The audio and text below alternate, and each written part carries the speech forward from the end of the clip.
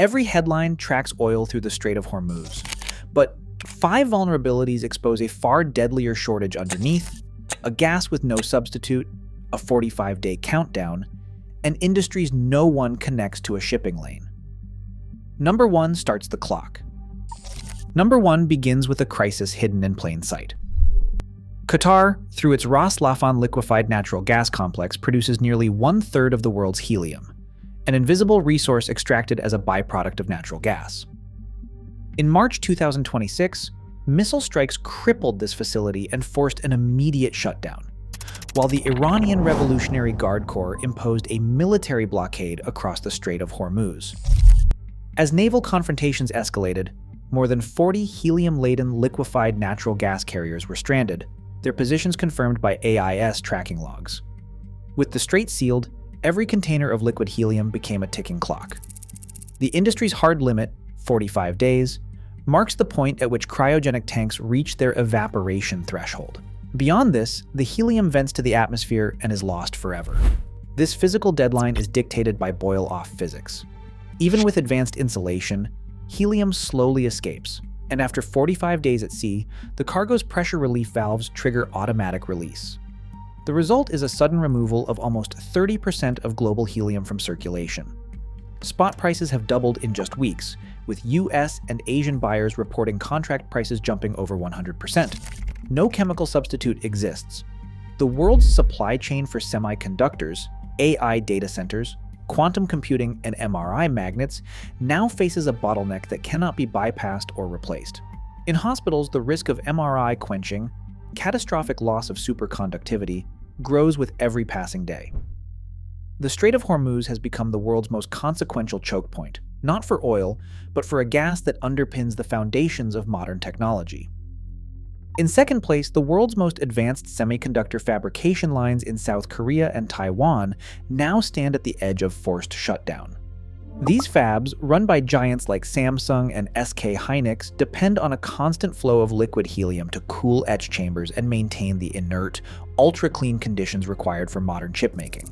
A single high-volume etch cluster can burn through hundreds of liters of helium every day, and even with state-of-the-art reliquefiers recapturing up to 90% of boil-off, the net draw remains staggering.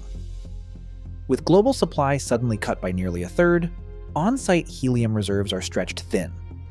Most fabs hold less than 2 weeks of buffer. When a cluster runs dry, the fallout is immediate. More than 10,000 wafers per week can be scrapped, translating to millions in lost revenue and months-long delays in the rollout of next-generation nodes. The economic cascade is swift and unforgiving. As helium inventories run down, entire production lines halt, threatening national competitiveness and the global electronics supply chain. The vulnerability of these fabs, measured in days, is now a direct function of the world's geopolitical volatility. Third on our list, the helium shock now radiates into digital infrastructure and research, creating a silent choke point for AI, storage, and quantum computing. Enterprise hard drives built for hyperscale data centers rely on enclosures filled with helium to reduce internal turbulence, raising drive density by nearly 20%.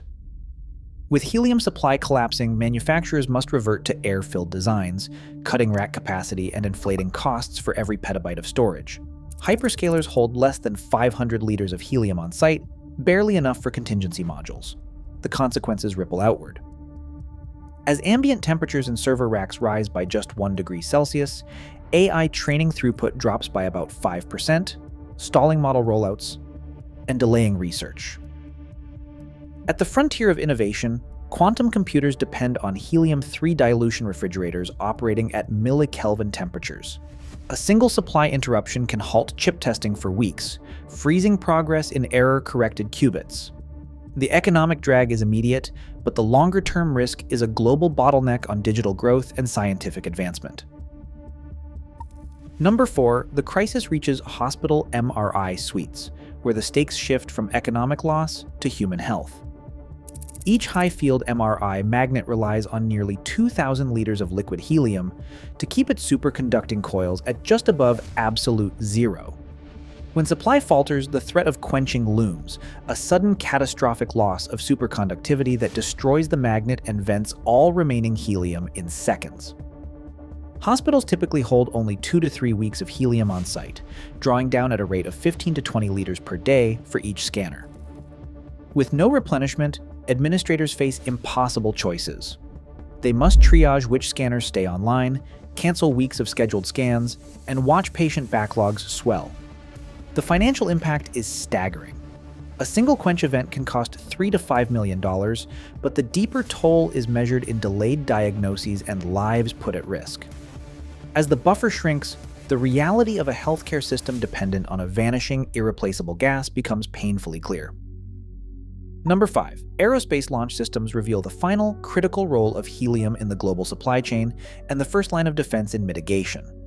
Every major rocket launch, from NASA's SLS to commercial providers, depends on helium-driven purging and pressurization to clear propellant lines and verify leak-tight seals before cryogenic fuels are loaded. Each launch consumes thousands of cubic feet of high-purity helium, vented irretrievably into the atmosphere. As the helium crisis deepens, the cost of a single delayed launch now exceeds $1 million per day, with mission schedules and satellite deployments hanging in the balance. Facing this bottleneck, the industry blueprint for survival is measured in days. Within 30 days, a public-private task force must coordinate the activation of strategic reserves and prioritize helium shipments to critical launch pads and research facilities.